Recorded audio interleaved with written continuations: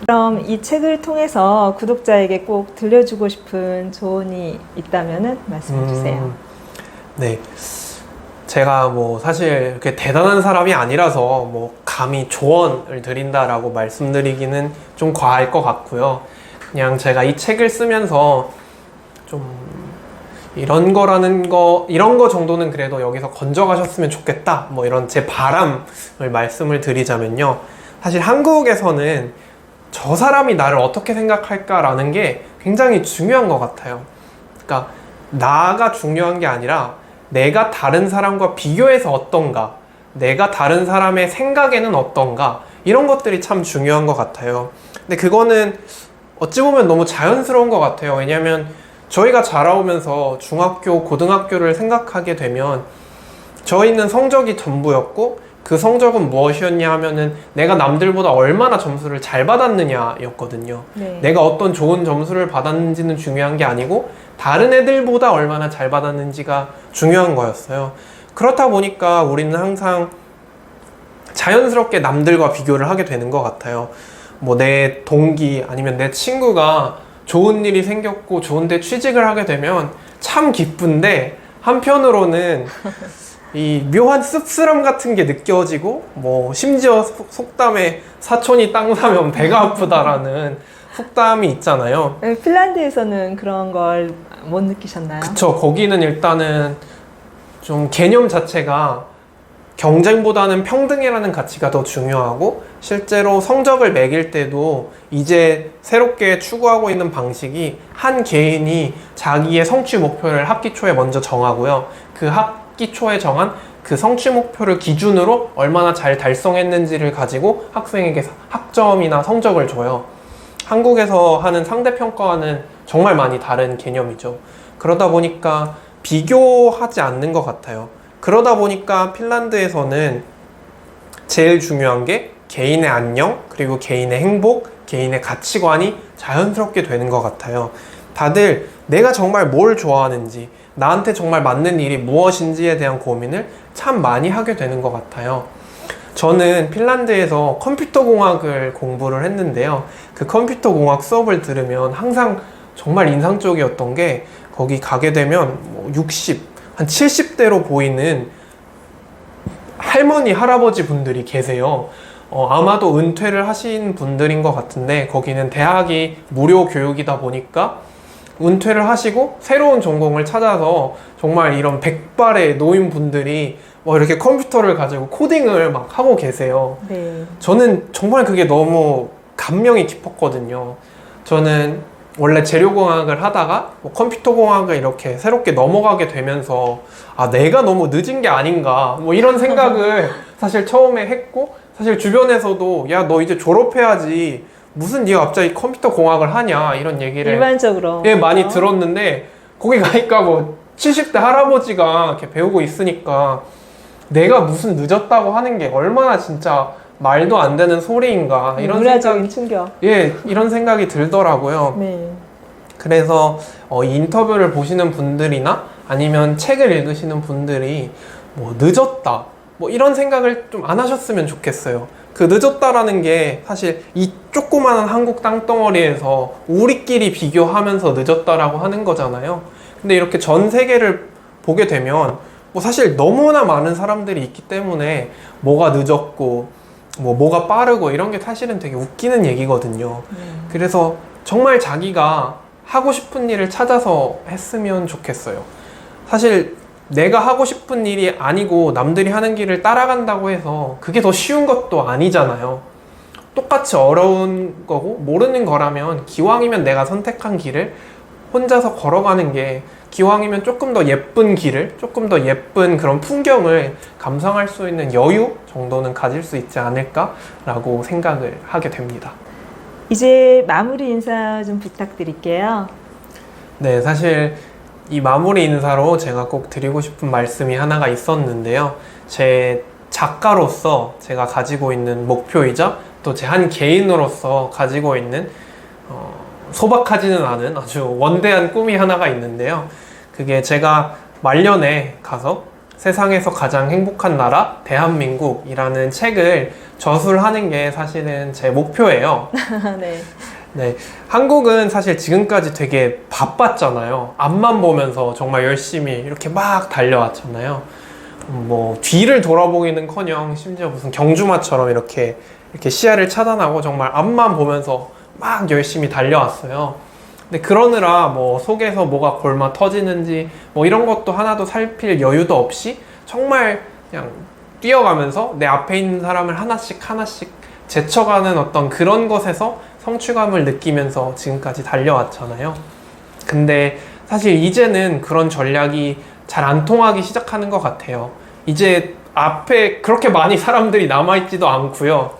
그리고 이제는 그 똑같은 전략으로 달려가기가 힘들어지고 있다는 것이 사실 우리 사회를 이루고 있는 구성원 모두가 느끼고 있는 어떤 감상일 것 같은데요. 어떤 의미에서요? 4차 산업혁명 이런 의미인가요? 그런 측면도 있고요. 이제는 사실은 이렇게 달라졌잖아요. 이렇게 제조업 중심으로 무조건 열심히 한다고 해서 달라지는 것도 아니고, 근데 그것보다는 제가 말씀드리고 싶었던 거는 이제는 조금은 사회적인 발전보다는 사회적인 평등이라든지 사회적인 안전망이라든지 지금까지 우리 사회에서 소외됐던 집단들, 그리고 상대적으로 약한 사람들이었기 때문에 자기의 목소리를 내지 못했던 사람들에 대해서 우리가 지금까지는 많이 그들의 목소리에 귀를 기울이지 않았던 것 같아요. 그런 측면에서 이제는 조금 전략을 바꿔서 우리 주변을 한번 돌아보고 뒤를 돌아보면서 과연 우리가 무엇을 성취했고, 그렇다면 그것을 어떻게 우리 구성원들에게 잘 나눌 수 있을까, 이런 거를 한 번쯤 고민하는 시기가 되었으면 좋겠어요. 핀란드라는 나라가 세상에서 가장 행복한 나라가 될 수 있었던 이유는 남들보다 더 빨리 달릴 수 있었기 때문이 아니고, 달려가되 주변에 있는 사람들을 살피고 그 안에 있는 구성원들이 소외되지는 않았는지 이렇게 따뜻하게 살펴볼 수 있는 여유가 있었기 때문에 사실은 저는 핀란드가 행복한 나라가 될 수 있었다고 생각을 하거든요. 네, 그러면은 이 세상에서 가장 행복한 나라 대한민국이라는 책이 빠른 시일 내에 나왔으면 참 저도 바라는 바인데 네. 그 생각은 언제 하게 되신 거예요? 이거는 사실은 제가 제 친구한테 뭐 당연히 많게 책을 이제 제 주변에서 읽게 시켰고요. 강매를 했죠. 이거 사! 이러면서. 그리고 이제 리뷰라든지 이런 것들도 많이 부탁을 했는데, 그때 친구 한 명이, 안건 형이 이제 나중에 세상에서 가장 행복한 나라, 대한민국이라는 책을 쓸 수 있는 세상이 꼭 왔으면 좋겠다, 이런 내용을 적어줬는데, 네. 저는 그게 정말 인상 깊더라고요. 네.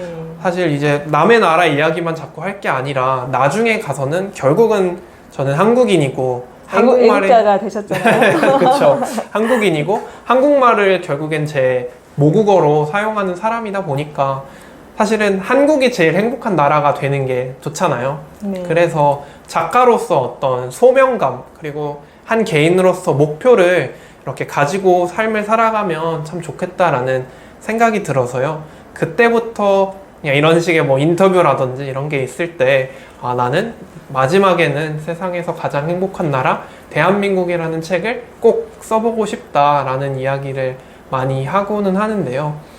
저는 조금 전에도 말씀드렸지만 이렇게 주변을 먼저 살피고 소외된 사람들의 목소리를 조금씩 들어주고 있는 변화가 사실 한국 내에서 지금 벌써 많이 진행이 되고 있는 것 같아요. 저는 이런 식으로 더 다양한 사람들의 목소리를 듣고 더 소외됐던 사람들의 목소리에 귀를 기울여지는 노력이 분명히 대한민국을 세상에서 가장 행복한 나라는 아니겠지만 더 행복한 나라가 되는 데는 분명히 일조할 것이라고 저는 강력하게 믿고 있습니다. 네, 감사합니다. 아까 김영하 작가님 언급하셨었잖아요. 네네. 예, 여행을 시작할 때 목표로 한국과 다른 어떤 것을 얻어서 출발점으로 돌아오는 것이라고. 이제 인스타 보니까 작가님도 처음에 핀란드 교육에 대해 알고 싶으셔서 떠나셨는데 네. 또 좋아하는 분도 만나시고 오셨더라고요. 그래서 네. 네. 아이고, 하라는 공부는 안 하고 연애를 했는데, 네. 사실 그냥 대한민국에서 보면은 그렇게 국제 연애를 하는 사람들이 아직은 대중적이지는 않은 것 같아요. 그러다 보니까 아무래도 좀 주변에서 많이들 신기해 하시고 또 되게 멋있다고 생각해 주시는 분들도 사실은 많은데, 그냥 제가 생각하기에는 사실 똑같은 연애를 하는 거거든요. 그냥 한 사람이 다른 사람을 만나서 서로 좋아하고 서로 알아가는 그런 과정이잖아요. 네. 뭐 물론 피부 색깔은 다르고 사용하는 언어는 다르지만 그것만 넘어서고 나면은 사실 다 똑같은 사람이고 똑같은 연애를 하는 거거든요.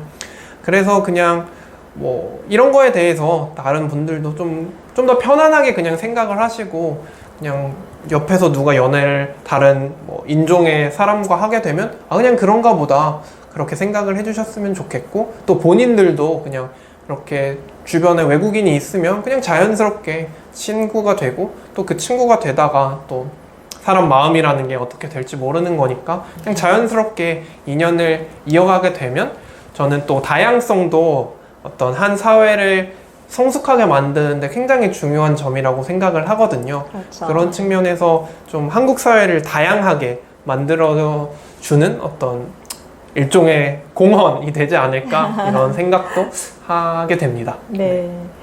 그래서 이제 사인해서 또 독자분들한테 선물도 주고 싶다고 하셨는데, 네네. 네. 이제 홍구술의 작가TV 구독자 여러분들께서 제 인터뷰를 보시고 이게 제 책인데요. 제가 요 안에 사인도 했는데, 이 사인을 한 거를 이제 댓글로 뭐 가장 정성스럽게 댓글을 달아주신 제가 두 분을 선정을 해가지고 제 친필 사인본을 보내드릴 테니까 또 이렇게 제 인터뷰를 보시고 그냥 뭐 인상 깊었던 점 아니면 뭐 궁금하신 점을 남겨도 좋으니까 그냥 좀 정성스럽게 길게 이렇게 댓글을 달아주신 두 분을 선정해서 제 친필 사인본을 직접 보내드리도록 하겠습니다. 네. 네. 그러면은 이제 또 블로그에 소평도 써주실 테고, 네, 그렇게 부탁드리면 될 것 같습니다. 네. 오늘 이렇게 긴 시간 얘기해 주셨는데 독자분들이 이 핀란드 여행 다녀온 느낌이 좀 드셨을지 모르겠어요. 네. 네. 그래서 도움이 되셨다면 구독, 좋아요도 부탁드립니다. 네. 감사합니다. 구독, 좋아요 부탁드려요. 감사합니다. 네, 감사합니다.